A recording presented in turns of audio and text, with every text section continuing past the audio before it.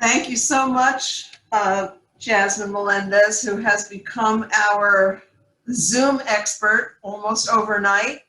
When we suddenly began to live in a virtual world, all of a sudden we had to all retool our skills to become virtual, and Jasmine has done a great job, and I really appreciate that. Well, welcome everyone. Before we get started, I just want to have a toast. I told you this was a new age, a new norm, happy hour. So I hope that you have your happiness there. And I want to wish us all health and happiness and success, especially during this fall semester. So, salud.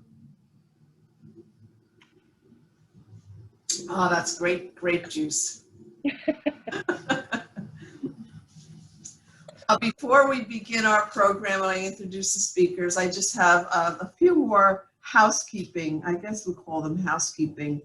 I hope my plan is to hold one of these monthly. We had over 450 people register. What we have learned about the high numbers is that very often they register so that they can have so they can have access to the recording, the on-demand recording. There were representatives from over 300 schools who registered for this. The drawing is a very special drawing for our mid-year conference. It's our first really big conference. We're going to have a program that offers contact hours for faculty and several programs, including the 7-hour NCLEX over 2 days. For the students, it will be a live presentation. And you'll be seeing more information about that in your inboxes and on our website.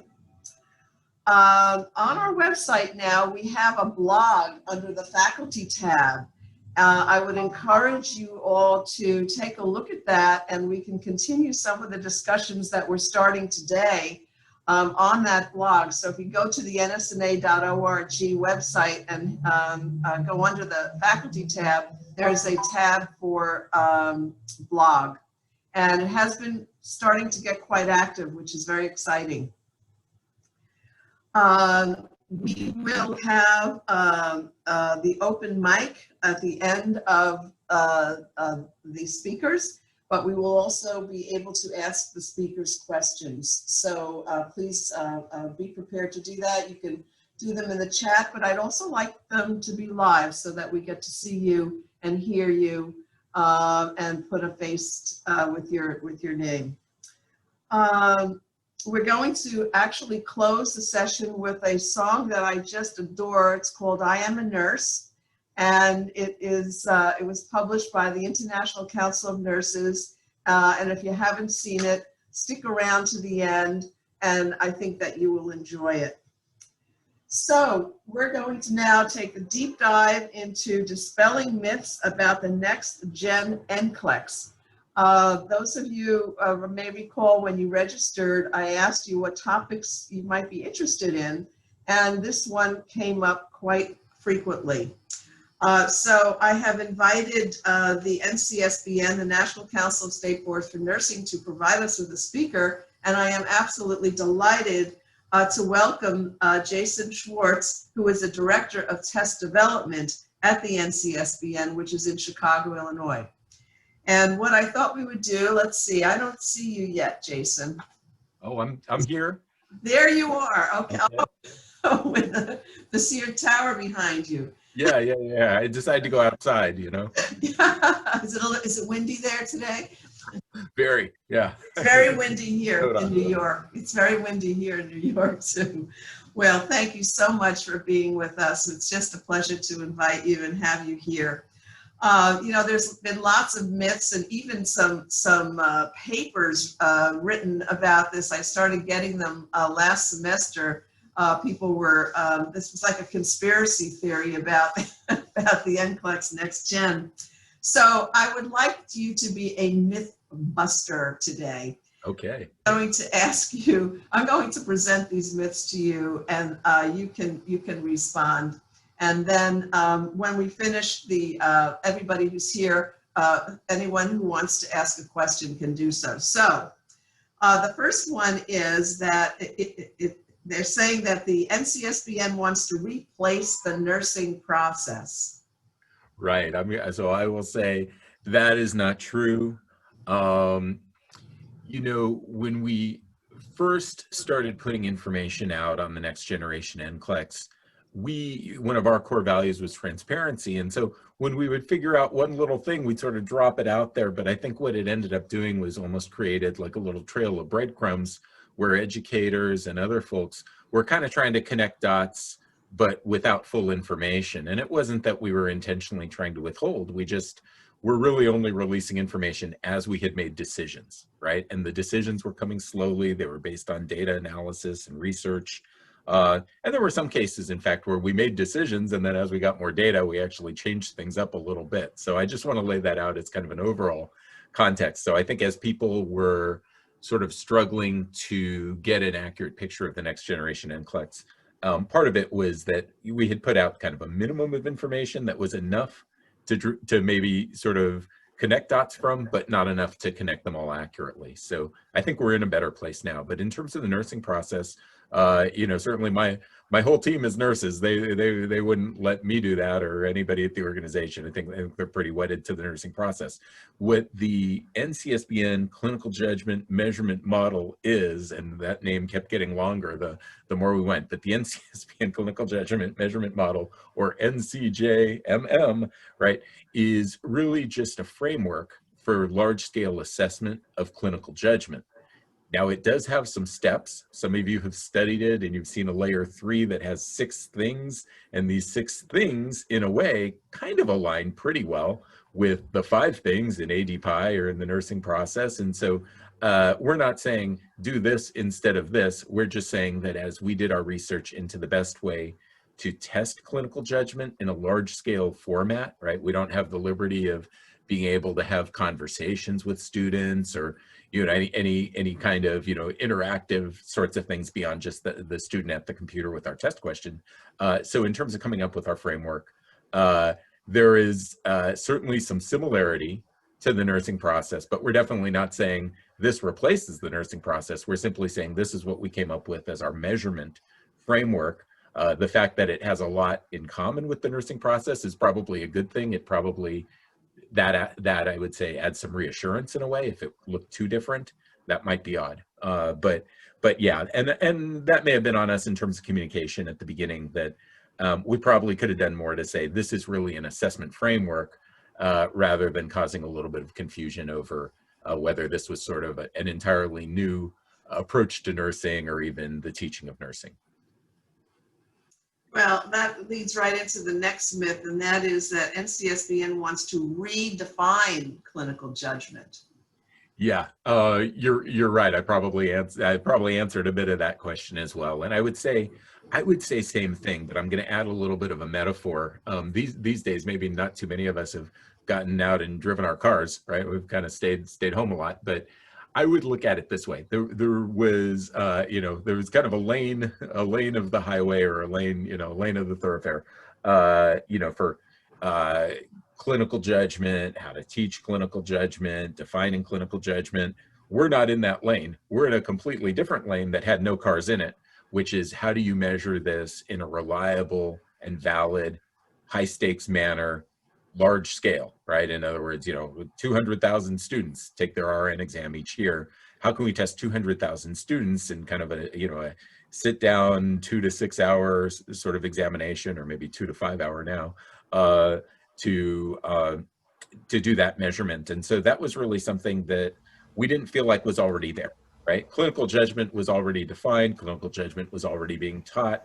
There was tremendous amount of great research on clinical judgment, and we drew from that research, but it wasn't to sort of merge in to a different lane and, you know, pass the other cars. It was really to fill a lane with nothing in it, which was measuring clinical judgment very specifically with very large numbers of students who were really only, or I should say graduates really, but who were just only able to interact with through test questions on the computer. Okay, thank you. Sure. Well, will the new exam be much harder than the current exam? Well, gosh, we hope not. Maybe I'll say it that way. Uh, Something that's important to know is the clinical judgment and the new item types certainly introduce a significant change to the exam. And one could argue that it's the most significant change to the exam in 35 years or so, right? So it's a change, and when there's a change, certainly even things like the difficulty have the potential to change. But it's important to know that we're not looking for clinical judgment at the expert level, right? We're looking for clinical judgment at the entry level. And so part of that is that as the educators like yourselves, and I would say if you haven't signed up to do our item development panels, I don't know if I get to do a little promo commercial here, but if you haven't signed up through our website to join us for these panels, these days they're virtual, but some of you maybe have come to Chicago before, educators like yourselves are coming in and you're specifically writing questions that you think make sense in an entry-level setting, right? So you're thinking about your new graduates. That was the case with, I'll call it the old NCLEX or the current NCLEX. But when people come in to write for our next generation NCLEX item writing workshops, same thing. The focus is on entry level, new grad, right? But beyond that, some of you maybe are familiar with an exam like ours. There's an activity called a standard setting that takes place. And that's where the cut score, the passing standard, how well do you need to do to pass the test comes in. And so again, an expert panel of folks that could be folks like yourselves or clinicians. There's even generally an entry-level nurse who's on the panel, right?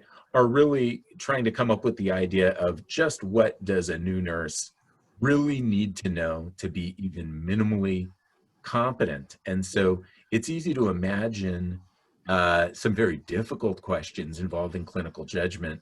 But the truth is, if folks like you looked at them and said, oh gosh, a brand new entry-level nurse wouldn't need to know that to be minimally competent, chances are those questions will actually land above the passing standard, and the passing standard will be set at what I'll call just the right spot. So, really with everything that the exam even covers today, if we're thinking of RN, we would talk about our test plan categories, RN 1 through RN 8, right? With any of these categories, you can come up with fairly easy things and very difficult things and everything in between. What we're finding is the same is true with clinical judgment. Early on, we sort of test it all out, but ultimately, the items and the case studies that we use are ones that fall into an appropriate range of difficulty. And then even beyond that, at the standard setting, things kind of shake out. So if things are too hard and not really required for entry-level practice, they will be above the passing standard. So that's a very long way of saying that the exam wouldn't necessarily be harder. The exam will be the exact difficulty that the standard setting panel deems appropriate when the time comes. Okay, and I guess one last myth that I'd like you to address is that the new exam won't measure knowledge anymore. Yeah, fantastic. So I can say myth on that as well. What I'm hoping is that soon, and when I say soon, I probably mean more like next 6 months rather than next, 2 weeks. But let's say next 6 months, I'm hoping that at NCSBN, we are able to share with the world, with all of you, what we would call our test design. In other words, I might be able to come back, or Diane, you might find somebody less verbose than me, but one of our experts might be able to come back and say, okay, everybody, here's how the test works. It's gonna have this many questions, this many case studies, this many everythings, and be very specific, right? Instead of 5 hours, it's gonna be X hours, right? We hope in about 6 months or less that we're in a position to share all that information, because I think a lot of people would love to know it. We're not done yet, right? I mentioned the work we're doing is evidence-based, it's data analysis and all these things. So we have our researchers really trying to come up with the best design. They're not done yet. So I don't even know what the actual design will be. It's not that I know it and I won't tell anybody. I don't even know it yet because we're still figuring it out. But here's what I can say. Most of the questions are going to be the same kinds of things people already do today. The bulk of the test when the next generation NCLEX launches will be ordinary, what we now would call knowledge questions to distinguish them from clinical judgment. So what you might imagine, now don't quote me on this because I'm saying might, right? But what you might imagine is that somebody who takes the next generation NCLEX might see a couple of case studies. Maybe they'd see 3, maybe they'd even see 4. But the point is, if they're looking at 100+ items and there's only 3 or 4 case studies, there might also be a few standalone clinical judgment items, by the way. But the point is, the balance, the overwhelming majority, are going to be ordinary, either multiple choice or select all that apply questions, just like what's there today. And I just want to emphasize that these questions, right, they've served us well for a really long time, and they work well. There's nothing bad about them, so we don't want to get rid of them. They provide very efficient and we would say valid means of assessing really important knowledge, right? So we don't want to lose those. And as much as I say we're still figuring out some of the details of the test design, the one thing that feels like a known for us is that the vast majority of the test is going to be just like what everybody sees today. Same stuff. I mean, we refresh our item pool, so it's not the exact same questions, but it's the same, basically the same exam as today, but with some clinical judgment things added. And then because the clinical judgment also embeds some level of knowledge in terms of the domain, we're able to probably provide fewer knowledge items than today. So if you think about today, I'm giving you the long version again, but I think educators like the details here. They like more information rather than less. So if you think about today, and this, by the way, was our COVID modification. So if you're wondering why I didn't say 250 items for RN, 130, right? That's our new RN exam, right?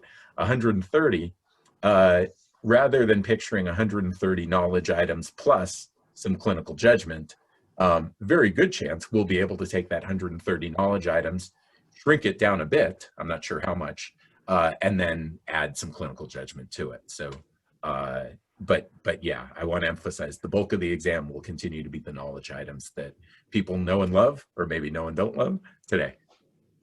How long do they plan to just use the 130 question exam? How long is that going to go on for? Yeah, fantastic question. So initially, all we really knew was through September 30th, right? It was kind of a month COVID measure, all these things, right? And we had done so much research, we had so many simulations that gave us confidence, but there's nothing like real data, right? And so, between March 25th and late August, we had collected enough real data on the implementation of our COVID exam that we had no hesitation to keep it in place, right? I mean, if we can get you a reliable pass-fail decision in 130 questions, you really don't want us to go back to 250, right? So, or in the case of PN, 180 plus the 25 experimental. So the decision that we announced, I believe August 24th or 5th or 26th, but late August, the decision we announced was that starting October 1st, we were going to keep that 130 item exam. We weren't going to revert to the old one. However, and for those of you at the NCLEX conference, you saw me give a little speech about this exact thing.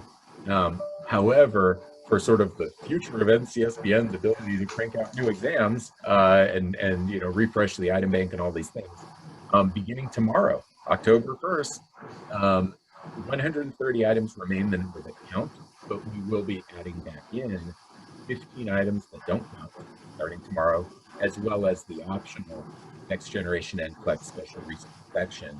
And because of all those things, we'll be giving graduates or candidates an hour more than before. So we had, during COVID, capped things. I say during COVID like it's over. Depends where you are, but probably still going on for you. It's going on here in Chicago for sure. But the initial COVID exam was 4 hours because we got rid of all the extras. We do need those extras to be able to really keep our item bank healthy. And so we're now going to 5 hours to make room for those things. So yeah, but to get to your question, I feel like all I did was set the table, Diane. To get to your question, we plan. And these days, you know how planning is with COVID, right? You know, things could change, but plan A, I'll call it plan A, what we want to do is keep this new exam configuration in place all the way until the NGN launch. So some of you have probably heard, when will NGN launch? We like to say not before April 2023. So let's say April 2023 at the soonest.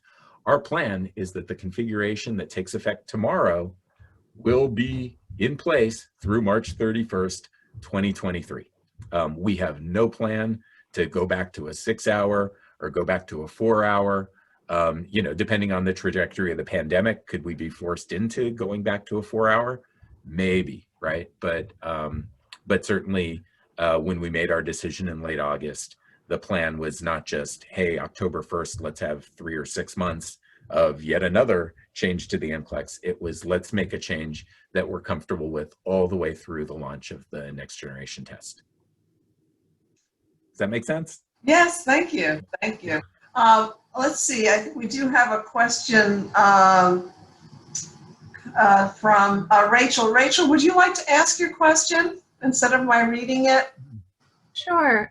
We've gotten some questions from actually students who are just in their 6th week of nursing training, but already thinking about these things and wondering about, particularly for, say, neurodiverse nursing candidates, the new format of some of these questions with the clinical judgment that does seem to make some assumptions about the order in which people think about things. And nurses sometimes have ways of adapting that don't always fit that mold. So wondering if that is considered when evaluating these test items, and also if some of them have expressed fear that sometimes they see in nursing curricula some outdated concepts or harmful concepts like biological racism or gender essentialism in that curricula, and worried that they will respond to certain questions in ways that are sort of more true to structural competency or inclusive care, but that perhaps the NCLEX would not reflect that,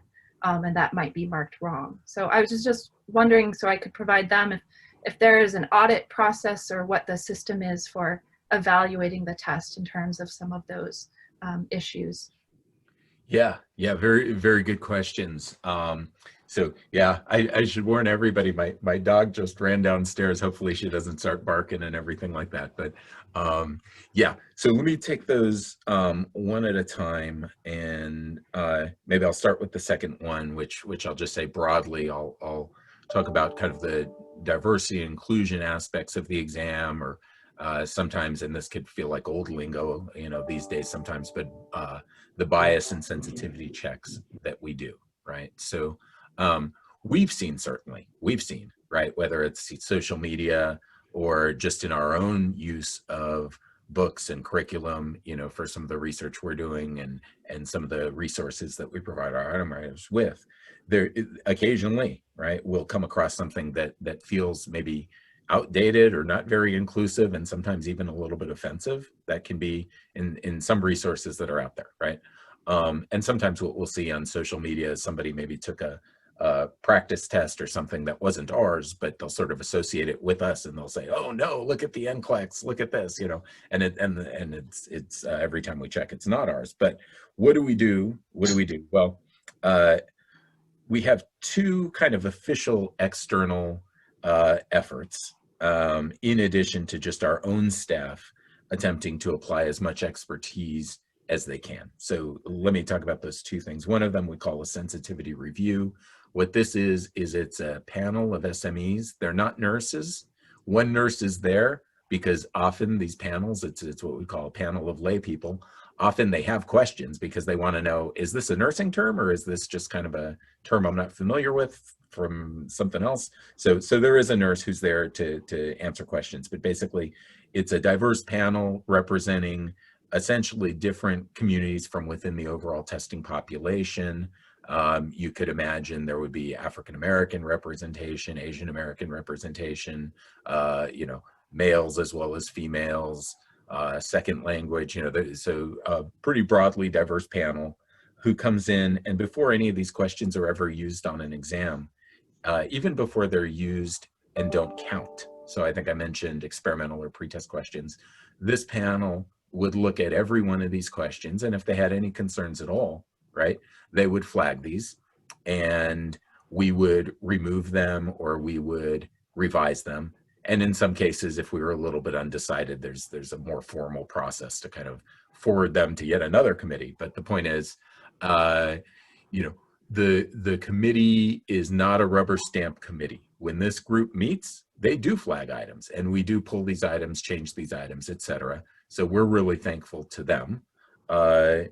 Now, in addition to that, right, when we test our questions, we also are able to gather data, and we're able to see what the data is for various subgroups of the testing population. So a simple one would be male, female, right? And we might see statistically, this is interesting. Here is a question that seems to be much harder for females than males, or much harder for, vice versa, right? And again, we'll bring in a committee. In some cases, the will of the committee or the advisement of the committee is, well, that's interesting that the data says that, but that's still a really important thing to ask. I'll give an example. Sometimes with labor and delivery sorts of things, it's not a huge part of the test, but with labor and delivery, if female candidates do a little bit better, I think the committees generally feel like that's maybe okay for that. But in some cases we'll see things like, and it could be with race or ethnicity, that same ability candidates from different race or ethnicity groups that we're looking at do very differently on a particular item. In other words, for same ability candidates, here's an item that's, for instance, much harder or tests much more difficult, let's say, for Asian American candidates than for non-Asian Americans. So we look at those, and in general, we would pull those from the exam as well. So there's, the point of our exam is to provide a very fair and valid measure across the entire testing population. And so these are two checks. One is essentially just kind of a judgment-based or expertise-based look at the items, and then the other comes through statistical measures as well. So those are two steps. We would advise every testing program to do those things. I think not all do, or some sort of, combine them or sort of spot check, but we do that with all items. You mentioned also neurodiversity. I'm gonna maybe not 100% answer in a satisfactory way, because there's still some things we're figuring out, to be honest with you, in terms of preparing for the next generation NCLEX launch. We don't have firm decisions across the board. I will say overall with the next generation NCLEX, there is a recognition that there are new item types involved, and we're looking at the area of accommodations, for example, right? Today's exam, right? A lot of different candidates take it, and certain candidates request certain accommodations or are granted certain accommodations that address either their learning style or potentially a disability or a different way of learning or a different way of testing. So there's a broad range of those that are granted today. We're recognizing that when, there goes the dog, oh no, when we launch the NGN, there could be additional students or graduates that may need the same or different accommodations. It might not just be a straight shot. If you needed this accommodation before, you're going to use this. So we're looking at the idea, particularly with some of the newer item types, that this might be an item type that presents problems for certain candidates, whereas on the old test that didn't have this item type, that same candidate might not have needed any accommodation. So we're doing some research into that and trying to figure it out, because obviously we are interested in fairness. We're interested in, does this person have the requisite knowledge, skills, and abilities to provide safe and effective care at the entry level? And if they do, we don't want them to fail the exam because of us, right? Because of our item types or because of this new focus on clinical judgment. So it's sort of an evolving area, if that's okay to say, Rachel, but we're aware of it and we're interested in it for sure. Well, thank you so much, Jason. We do have a few more questions that unfortunately we're out of time for your session. Okay. But I'm going to forward them to you. Oh, please. Then you can respond to them if that's okay with you. Absolutely. So Diane, let me say thank you to you. At NCSBN, we don't endorse any organization out there at all, but I will say you guys seem to be doing great work. That's not an endorsement. That's just me stating the obvious. So thank you for having me, and I'm happy to come back anytime. Well, say hi to David and Nancy for me too, would you? Oh, will do. Okay, fantastic. Thank you. Okay, thanks again, everybody. Okay, you certainly may stay if you like. Oh, I've got some things I got to get to, but Gotta go walk the dog, I think. Yeah, that too. Yes. Okay. Bye, everyone. Thank you so much. Okay.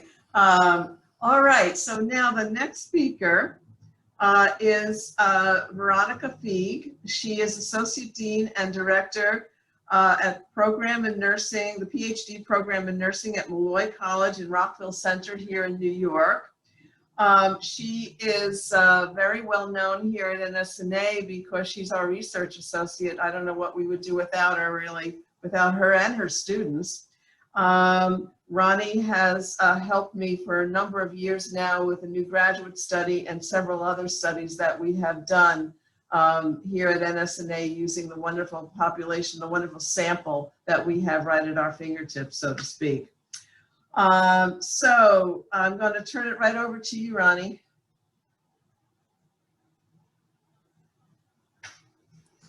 Okay, can you see my slides and can you hear my voice? Okay, and the other thing I want to make sure is my microphone occasionally turns in my voice into this gravelly kind of voice. So if that happens, someone, Jasmine, stop me, let me know that my voice just turned into like the Exorcist voice. It's very weird, but people, you need to tell me so it doesn't come through like that. So Diane, thank you. And thank you NSNA for inviting me to talk about the subject matter that I love. And it is a switch from those things that are so critical to all of you, and that's NCLEX. But Diane said that there was some interest from the group in how do you engage pre-licensure students in research. She knows I've been working with her for a while, and I have tried to bring students into that process for a while. And when I thought about this, she said I didn't need slides, I could just talk, but it occurred to me that I could use a magic metaphor, because I think bringing nursing pre-licensure students into research, you have to use magic. That's kind of my metaphor of getting them interested, engaged, believing that they can do it. And so I use this because their primary concern is what they need to know as pre-licensure students to be competent nurses. To try and turn them into a researcher is a stretch. It's not on their list of things to do, and not necessarily something that they've thought of. Some students do, but it's really switching gears and having them think in a different way. So I call it using magic because I think you need magic to be able to engage them. My relationship with NSNA has been wonderful, and because we've been able to do these great large data collection activities, we are able to not only ask questions that are relevant and practical, but that are meaningful for the people who are consumers of this. And so I will use this metaphor of using magic as how do you engage students into a process. And my first point is it needs to be meaningful. So pre-licensure nursing students have limited experiences in their programs with research. They may take a research course. They often tell me, well, we had to do this and we had to do this and we had to do this, but they haven't felt, in one with the research. It's not their priority. And they have limited experience often in their programs with researchers who model that this is a good thing. And although we all say and believe that you need to practice with research, we don't always model that doing original research is either that available to a student at that time. They also have limited real activities that makes research exciting. That makes it even something that would get them excited outside of the other hours that they're spending in understanding clinical questions. I know Diane knows that Elaine Larson often talks about engaging people early because they have the best clinical questions, and when they're relevant and they're asking them as a question, it makes it more exciting because it's coming from within their own frame of reference. And then there's limited future career possibilities with research. Students who are pre-licensure often see their most imminent role as being in clinical practice. Absolutely important, and that's where they're at. So what I'm going to use is this magician metaphor to see if I can make it make sense. And I'm going to use 3 magicians to try and make it apply. It's important that students have opportunity. You have to make those opportunities, but it's also about timing, where it fits in their program, but also where it fits in our time, because to engage students in our research takes more time, and very active researchers who believe in research may not have time to bring them to this place in their own work. I think the most important thing is that it's all about relevance, and it needs to make sense, not be so esoteric that it doesn't look like it is going to have some reason to be done. And it's all about becoming an active participant.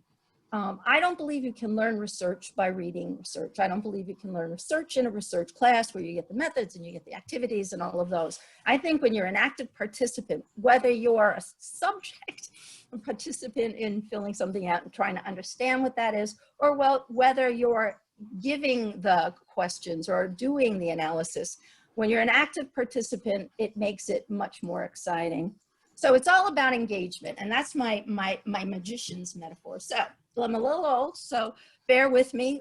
Houdini is my first model, and Houdini, I'm not even old enough to know Houdini, but Houdini would do these escape activities, and he was arrogant, knew what he was doing. This is his and his alone, and he knows how to do it, and you were amazed with what he did.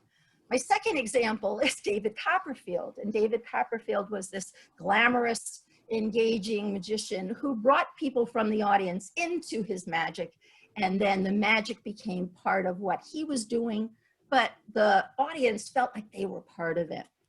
Now here's the one that I asked the group earlier if they might know, and that's Doug Henning. And I don't know if you're old enough to know Doug Henning, but Doug Henning did a magic show on Broadway for several years. I went several times when I lived in New York, and his magic was not only engaging, but he was as excited about the results as the audience was. So he would do things and not know what was going to happen, and then it would happen, and he would be as excited about the results. So these are the 3 sorts of ideas I want us to think about from the things of engaging pre-licensure students.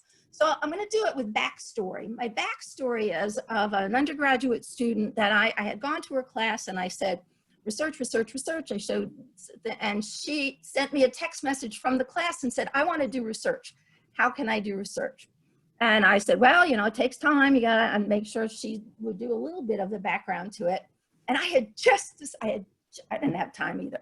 I had just come from Our Lady's room and had used the blow dryers, you know, the hand blow dryers to dry my hands. And we were complaining about how the splatter is everywhere.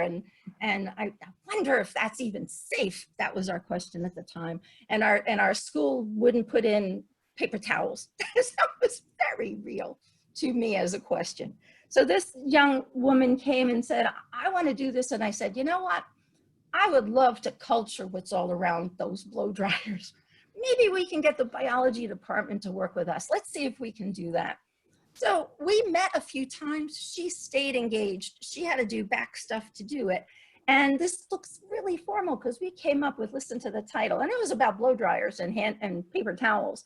The Interdisciplinary Project on Bacterial Culture, Characteristics, and Bioinformatics Sequencing Analysis of Water Splash from High Velocity Hand Dryers in Public Restrooms. We found out we could get DNA culture, we could get DNA analysis of the cultures through the biology department.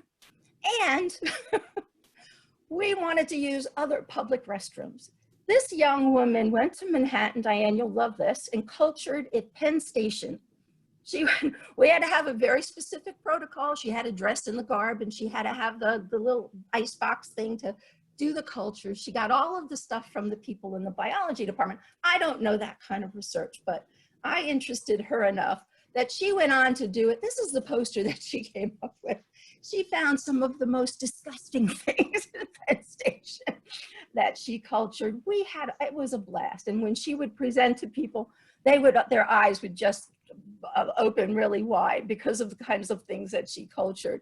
And then when you see this, and she got to stand by it with her peers, and then she submitted it to a biology conference and won second place. This is a nursing student who just said, I want to do research. And I said, okay, let's figure something out. So to bring this to the more current activities and my connection with NSNA, we've been doing our annual survey that you've seen in our Dean's Notes that I showed you. And we just did, we cooked up this 2-minute survey, thank you, Diane, on student nurses' experiences in March, April, and May with what the lockdown was doing to them. So I'm sure all of you can relate to those things that happened within your schools and how quickly it happened. So we did the part that was the quantitative part, but we also put in this 2-minute survey, an open-ended question that said, what were your personal experiences during this period? And we've captured over 1,000 narratives of how nursing students across the country have experienced this particular period. And it was very timely. We put the quantitative stuff in Dean's Notes, so you can see that this is in the recent Dean's Notes about clinical options pre-COVID, and then what was happening quantitatively post this lockdown period. And because we had these 1,000 open-ended questions, I've now been able to engage another nursing student who wrote to me and said, I want to do research. I am not seeking them out, but when they know that that's going on and they know that it could be fun, and as I said, it's their own time, my time, and I found a way to bring them both in. The end of this very fast story is they're now my research interns for the Center for Nursing Research. So they haven't been given coursework or anything else. They're going to get their names on the paper or on the presentation that we do. So that'll tie back to that. It has meaning for them. So to go back to the magician metaphor, Houdini did not engage anyone. And I think that's how research is viewed by undergraduate students. There might be researchers in their environment, but they're not within their own world. And they do those great things and then show you how wonderful it is. David Copperfield pulled you into his magic, and he pulls you into whatever his hypothesis is that something's going to happen. The audience is in awe, and he is, again, the magician, and they described him as an arrogance kind of style. So he was arrogant that of course it would work. Doug Henning was, wow, look at what you found. Look at what the data said. And that's how I feel we're working with our students, that I am as unaware of what they'll find, but I'm as excited about finding out what their results become. And we've shared that, and as I said, I think that's been a successful kind of model that we're about to launch this internship program to be more common and opportunities for others to join. So to repeat, it's about opportunity. If you have opportunity to do it, it's all about timing, your own as well as the students. It needs to be meaningful. These students are so excited to look at their counterparts' COVID experiences, and it's relevant to them. It's all about becoming an active participant and being part of the process, and then it's all about engaging them. So I'll conclude with that and leave any time for questions if we have it. Diane, I'm not sure if I talked too long. I haven't seen any questions. Does anyone have any questions for Ronnie?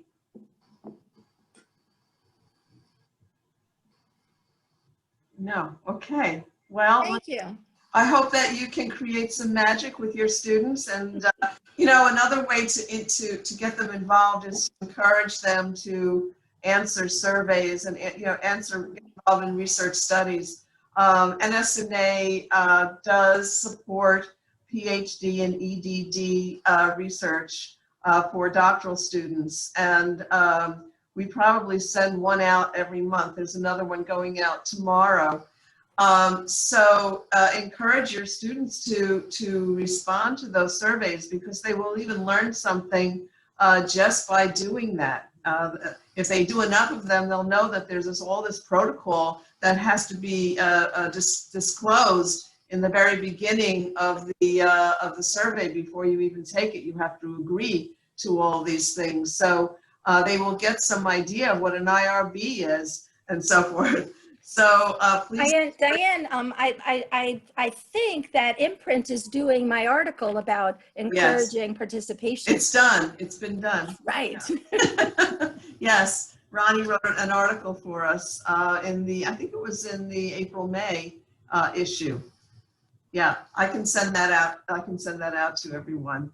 But thanks, Diane. So much. And Ronnie, we got to launch our new graduate survey this week. Yeah. So that we can start collecting the data. We've been collecting data since 2008, since the recession, the Great Recession, tracking what happens to new graduates when they graduate, take the NCLEX and start working if they can find a job.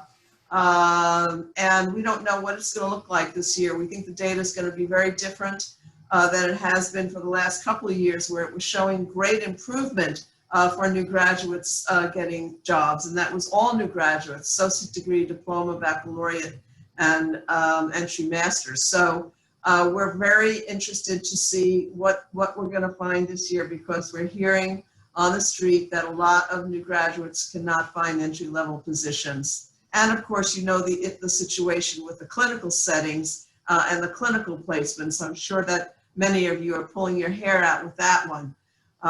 So thank you, Ronnie. We're going to go on now. We have Dr. Carol Toussie Weingarten, who is Associate Professor and the Faculty Advisor at Villanova University, the M. Louise Fitzpatrick College of Nursing in Villanova, Pennsylvania. And Carol's going to talk to us about NSNA chapter activities during the COVID restrictions. Thank you, Carol. Thank you so much. Hello, everyone. Thank you for inviting me to share what Villanova's chapter has been doing in this very different world of COVID-19. Villanova, like everyone else, continues to face challenges. Along with cancellation of in-person events and transition to online learning in many courses, the pandemic has taken away our pizza. We sure miss munching together before our meetings. Three things have been critical to the chapter's success, especially since the pandemic: determination, communication, and visibility. From the start, a positive mindset and the determination to keep going strong were key to this chapter's staying alive in the sudden transition online. The new reality, however, did not mean ignoring all that we had been missing, or the good old days. However, the chapter focused on reinterpreting what was successful and on strategic planning for the future.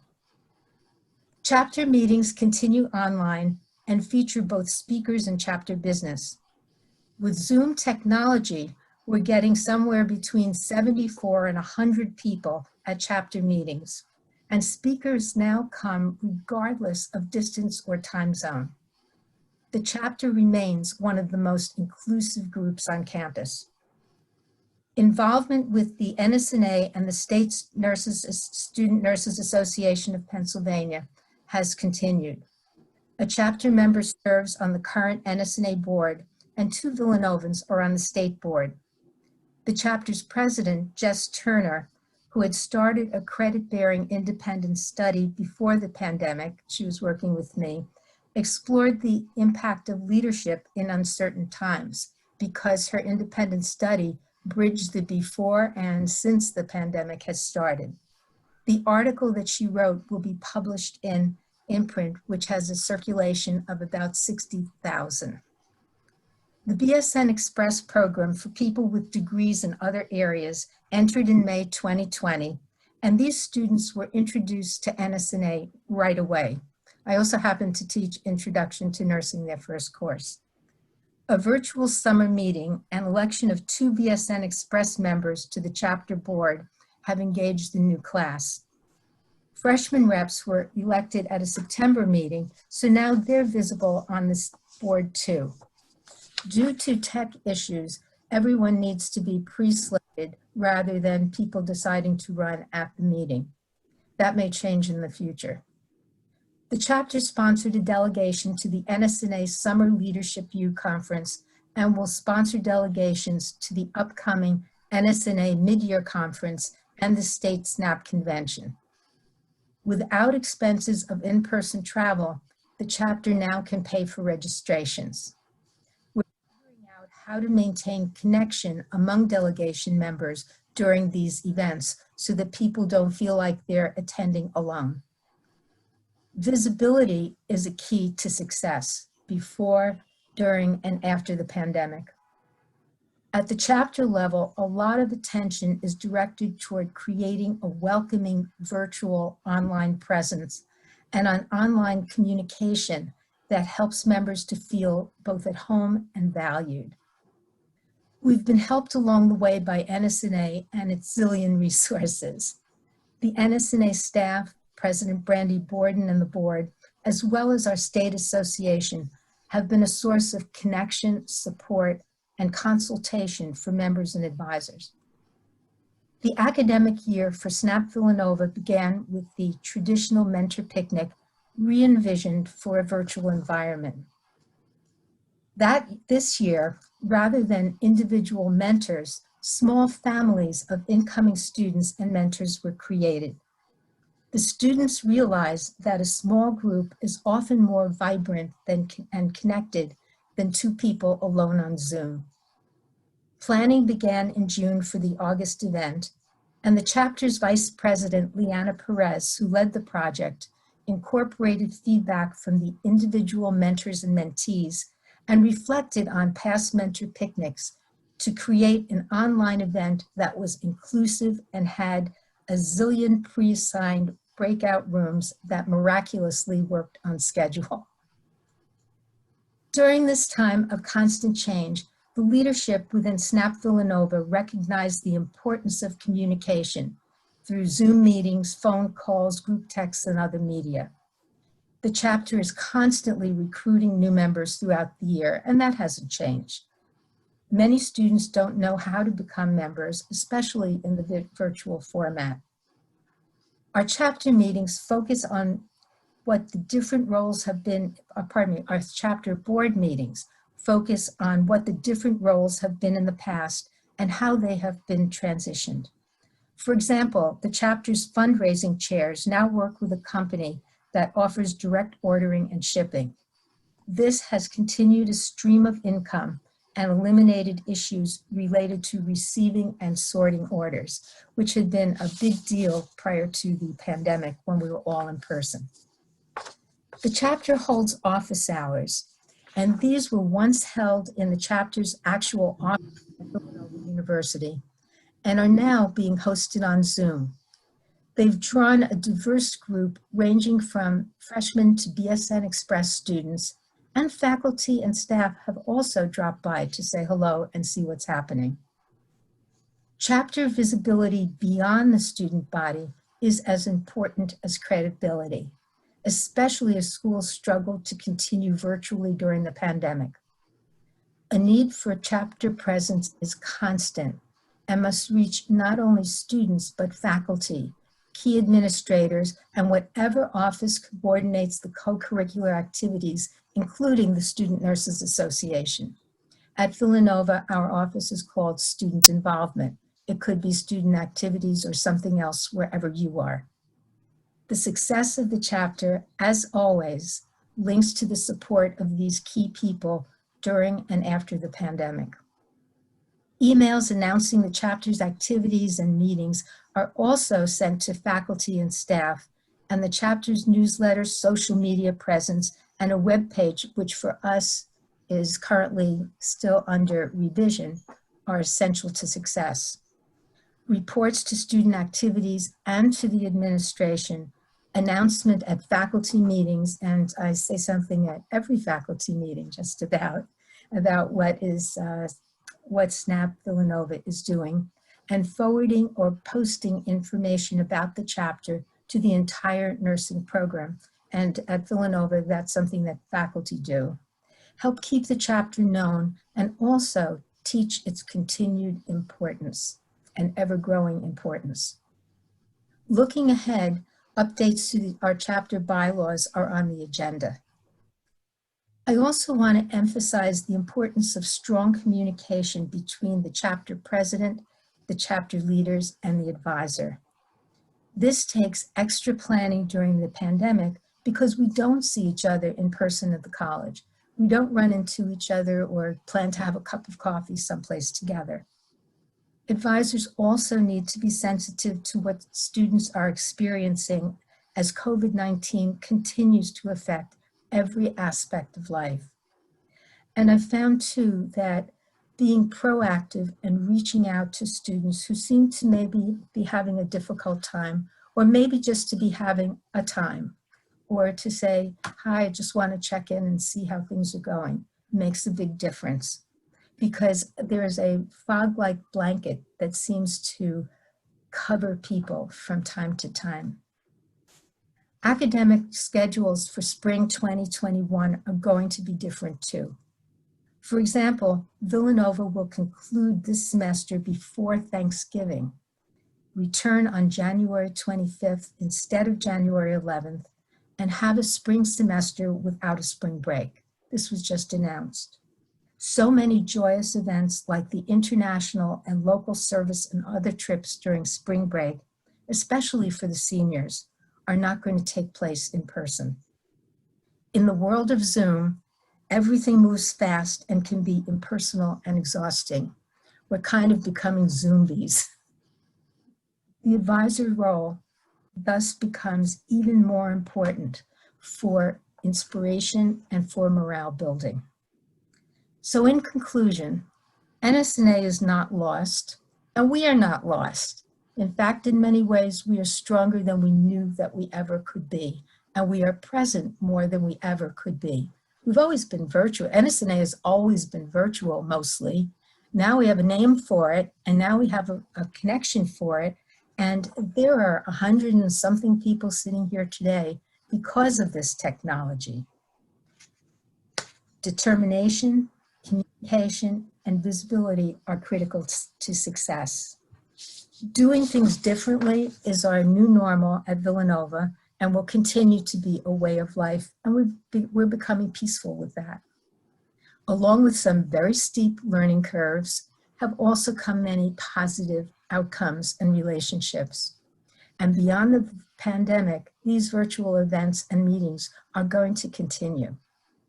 More than ever, we need to reach out to each other as advisors to keep connected, especially if we are uncertain, in need of support, or if we are able to provide support as a faculty peer mentor.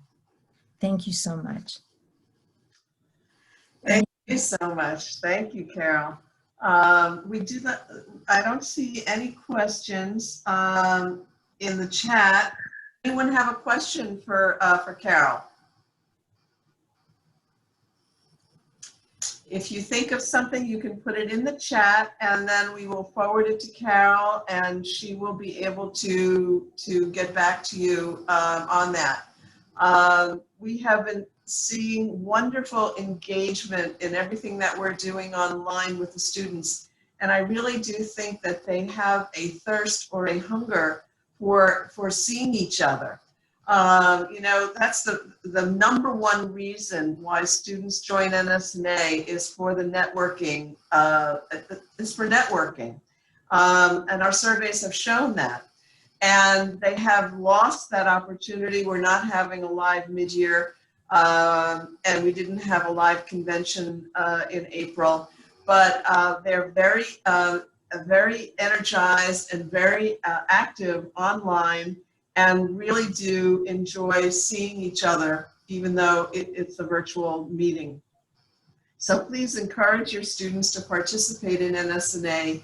And if there's anything that we can do or any questions that you have, my email is Diane, D-I-A-N-E, @nsna.org. And I'll be happy to point you in the right direction to get you help, start a chapter, do whatever it is that help you in any way that we can. Thank you so much for that inspiring presentation, Carol. I always love to listen to what's happening at Villanova because you certainly are a leader in our organization. So thank you so much for that. Diane, we do have a question. I believe I saw Diane Bennett raise her hand. Diane, did you raise your hand for a question, Diane? No? You can unmute yourself, yeah. No, I thought I was clapping. Oh, okay, okay. Oh, clap. Okay, well, thank you. Okay, so now we're going to move on to Kenya Williams. Kenya is the Deputy Executive Director here at NSNA, and she is responsible for our NSNA Leadership University, which is something that we started a number of years ago and is now, just now, starting to pick up more speed as we're doing more leadership development programming virtually. So I'm going to turn it over to Kenya. She's also an EDD doctoral student, and she is our Deputy Executive Director here, and I'm pleased to welcome you, Kenya. Thank you. Thank you. Jasmine, I'm ready whenever you are. Wonderful. Okay, colleagues, thank you for joining us today, and I promise to be brief so we can have our open forum for questions. So you'll hear me say this a couple of times. NSNA Leadership University is about giving credit due, giving credit where credit is due. And so I will give you 5 short slides about how you can do that with your students and not only benefit the communities that they live in, but also possibly get them academic credit as well as credit nationally for service learning. So what is NSNA Leadership University? And how can students get involved? So it is a program that is designed by students and faculty members where students can be recognized for the leadership skills, the management skills, and the education that they are engaging while they are active in participation with NSNA. They work on projects that are developed in collaboration with you, the faculty, in order to gain credit.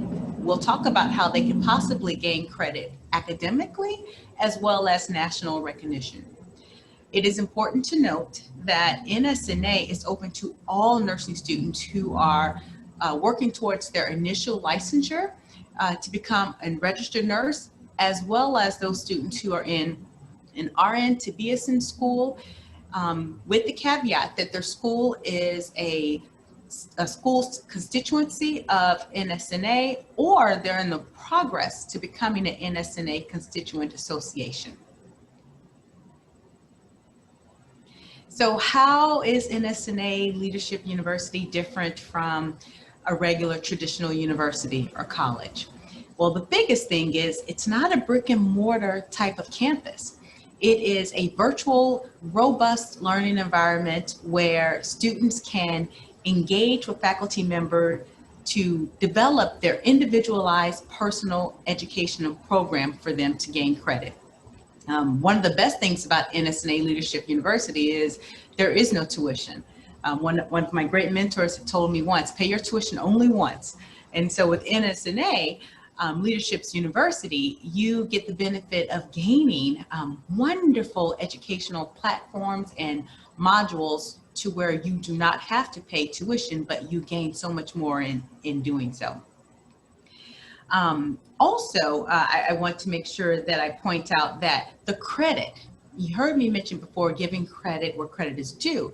The credit that students gain by participating in NSNA Leadership University is not the type of credit where they would typically get academic credit towards graduation.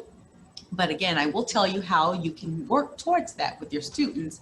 But it's credit where students are recognized nationally for the work that they're doing on the school level, the state level, and the national level. Again, working towards NSNA's governance models, educational models, and different ways that they can become active in leadership activities while working in collaboration with their school and faculty members.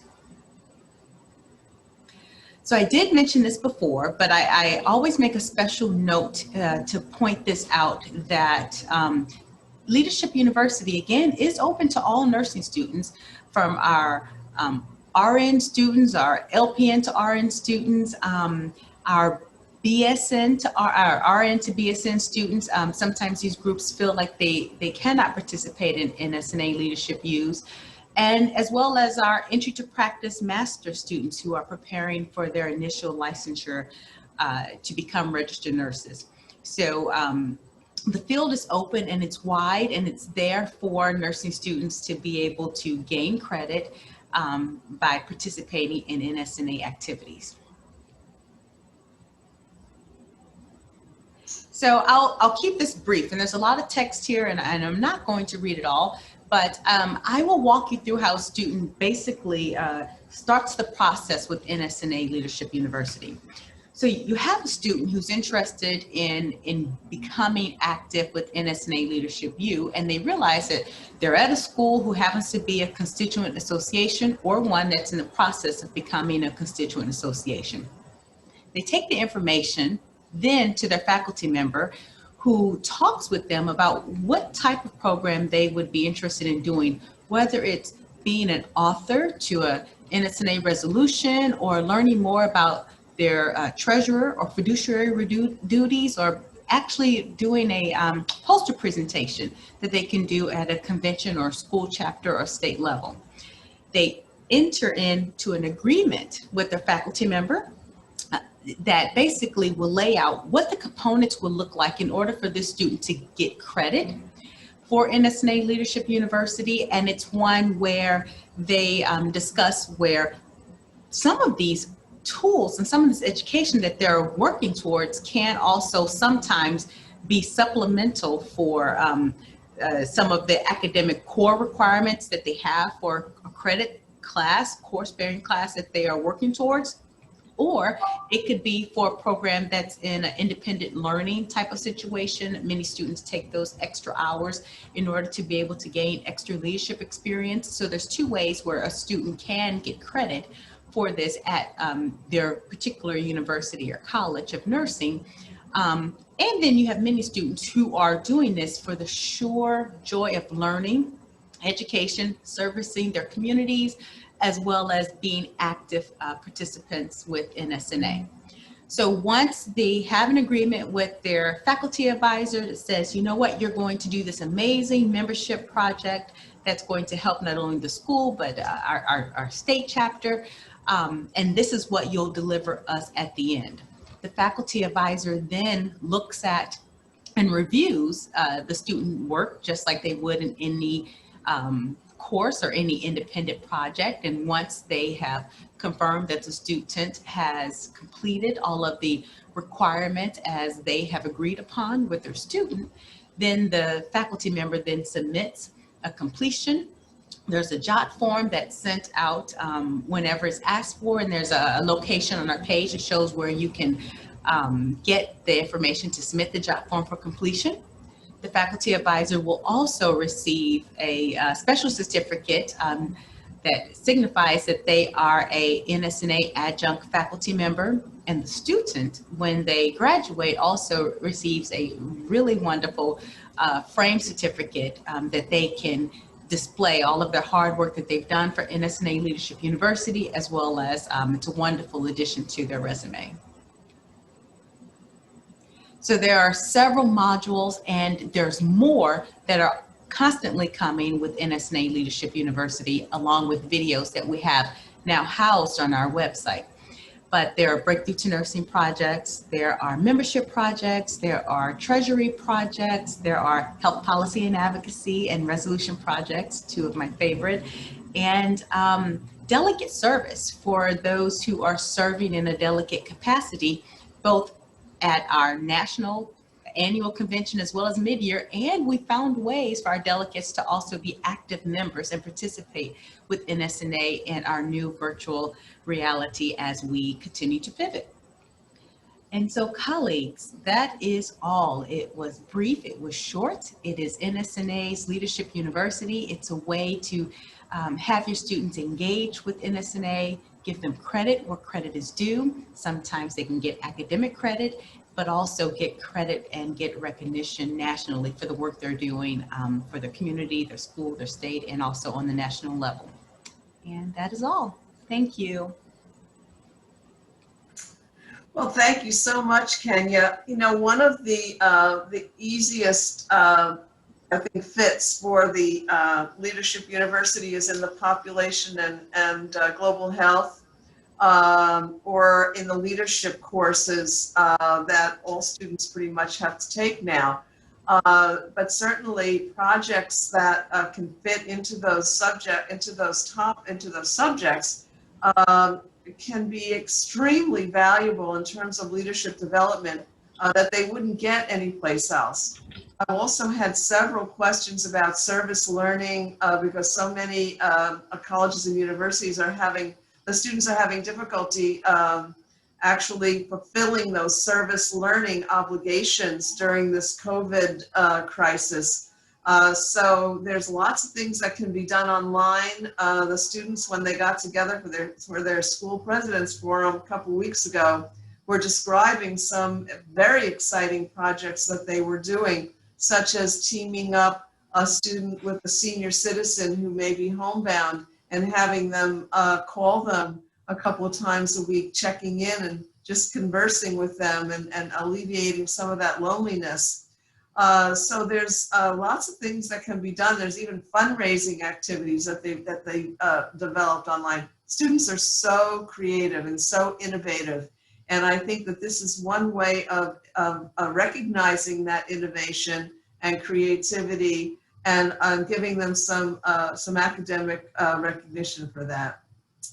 I don't think we have any questions. Does anybody have a question? We do have one question. Sandra Bogenreef, I apologize if I'm pronouncing your name wrong. She raised her hand to ask a question.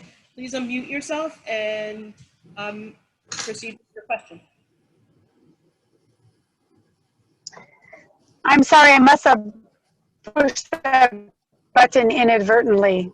Okay. Sorry. Too many buttons. Don't worry. If anybody does have any questions, you can definitely unmute yourself and proceed with your question. TNSA, did you have a question?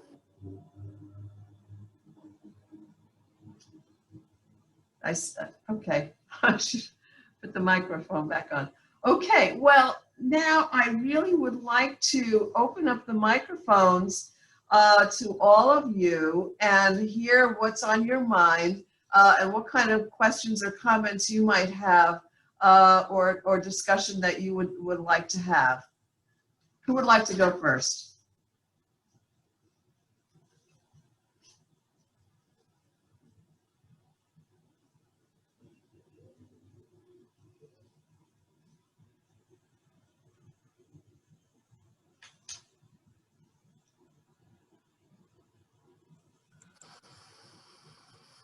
Again, if anybody has any questions, please feel free to unmute yourself and ask your question, or you can put your question in the chat. This is Sandy again.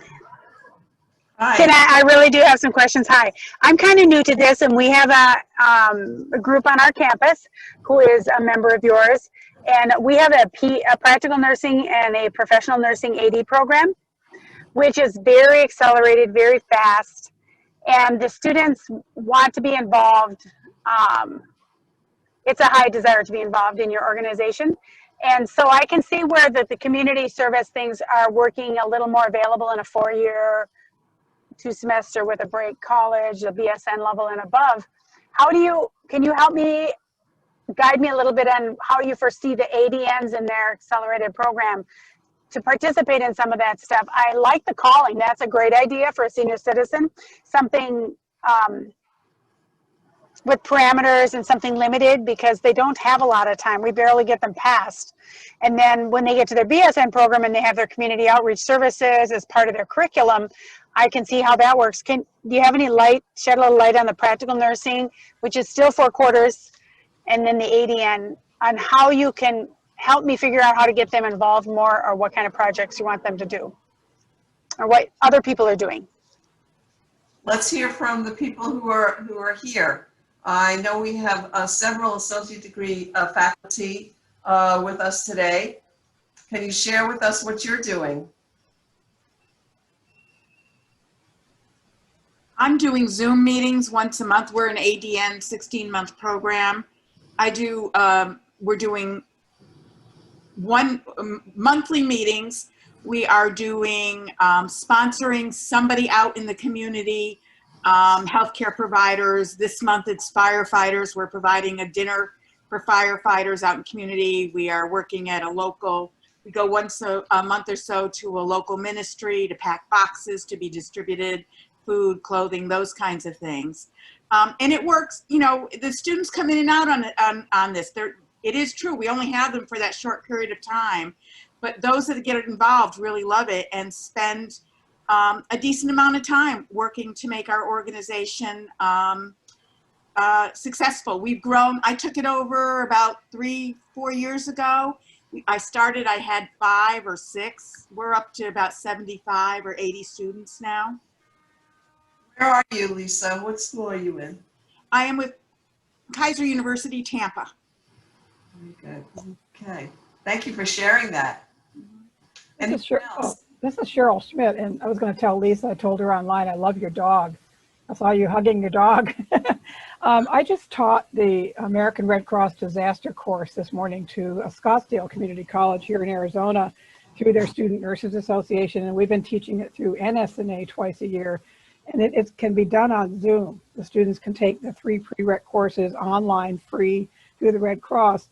And just a couple weeks ago, the Red Cross approved having the students who complete that course be able to call people that are in disaster shelters and do one of the assessment forms called the CMIST to assess these people and find out what they need, pass that information on to the Red Cross chapter, who then takes care of fulfilling their medication replacements, et cetera.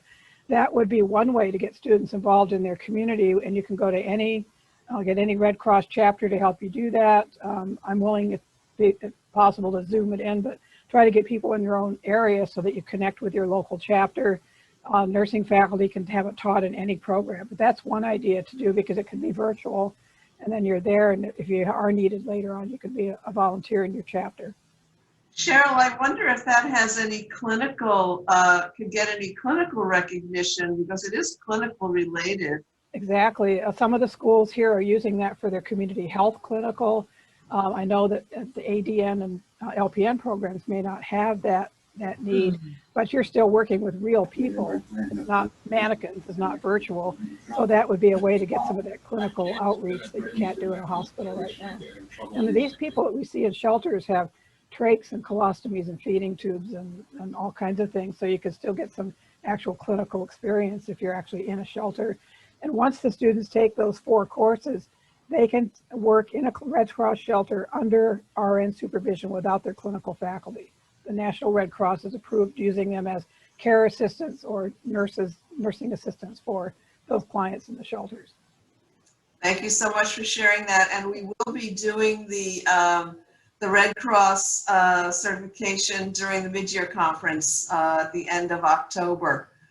So you can have your students, and it's open to faculty as well, students and faculty. And Dr. Schmidt has been leading this parade, this crusade since Hurricane Sandy. Yeah. Even 2009, I think. Before that, yes. Yeah. We trained 20,000 nursing students all over the country. So. Yes. Yeah. So that program really started at NSNA through NSNA's efforts, and it's still continuing. Somebody had their hand up. Was it Mary? Yes, I did. Hi. Okay, Mary. We're an ADN program as well. Hi. And being in New Orleans, you know, what we've done for community is try a donation drive for the people, victims of Hurricane Sally and Laura. We've had two of them. So really, it's so hard these days. Like when you ask, what do they need? Well, they want water and stuff. So we've just really, just to make it easier, we've collected gift cards, you know, for restaurants, because a lot of them are eating out. They're in hotels, they're eating out. New Orleans hotels are full because they've all, you know, come here from the disaster.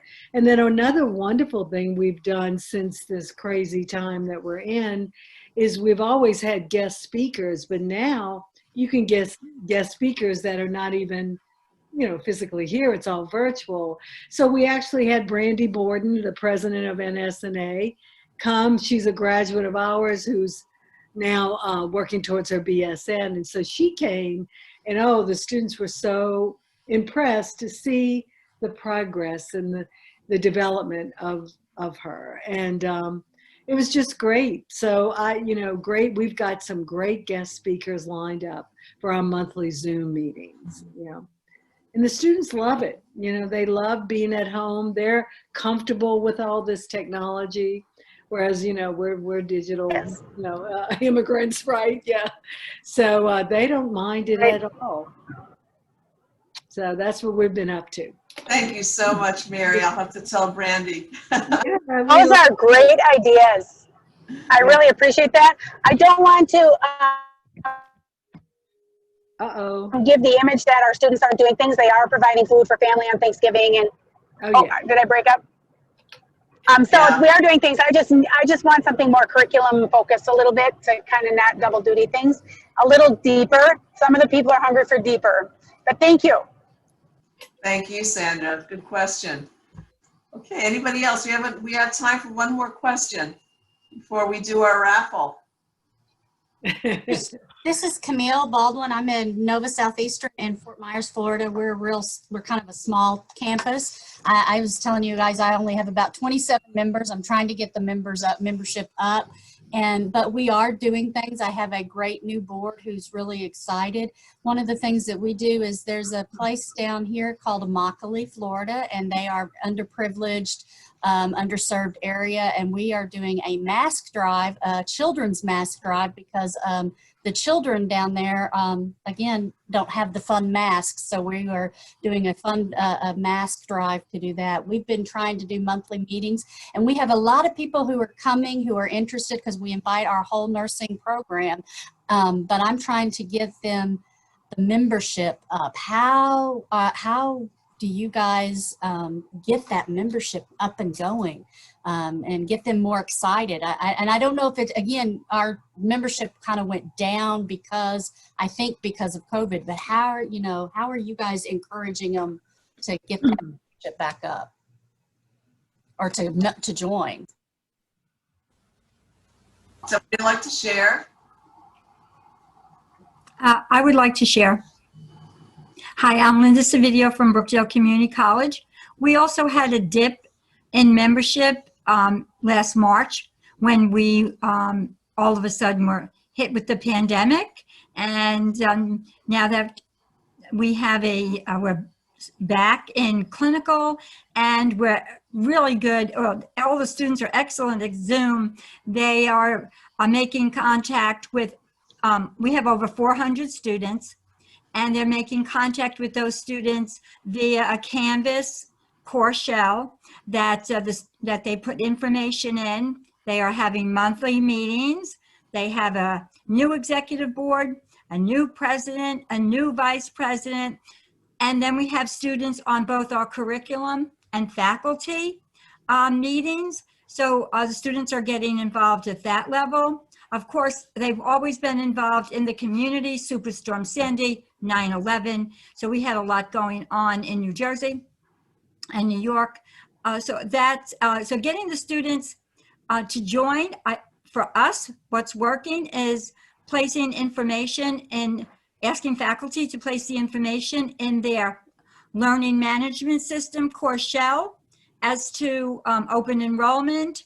And then, of course, a really nice job the president did and the executive board on writing up what the Student Nurses Association does and what membership with that organization does for the student, as far as putting things on your resume and things like that. We also, as one other person said, it might have been Mary, we've been able to get a great amount of guest speakers because of using Zoom. So we're going to be dealing with the opioid crisis. Someone is going to be talking about that. That was kind of number one on the agenda items to deal with from the nursing perspective.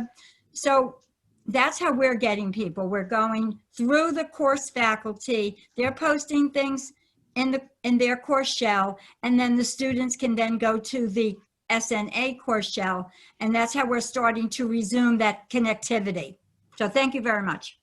Thank you very much. Thank you very much. We'll also be having a webinar on membership recruitment. I'm sorry I don't have the date. Jasmine, do you know the date on that? That Kyle Luce, who is the chair of our membership committee, will be presenting.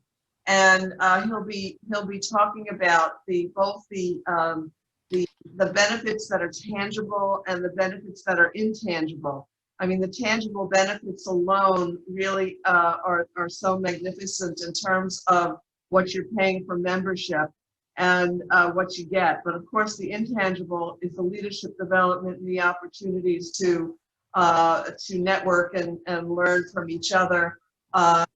Leadership skills is really super valuable for the whole career, for your whole career.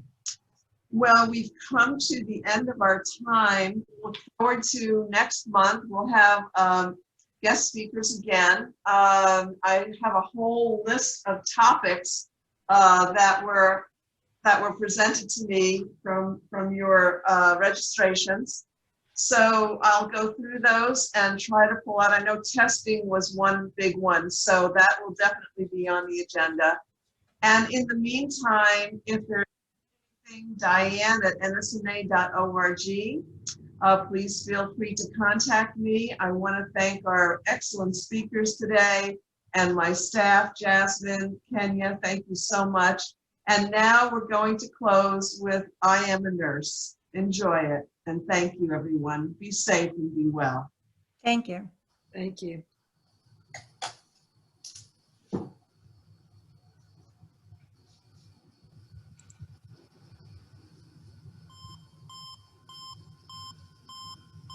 I have washed his naked body. I have combed her thinning hair.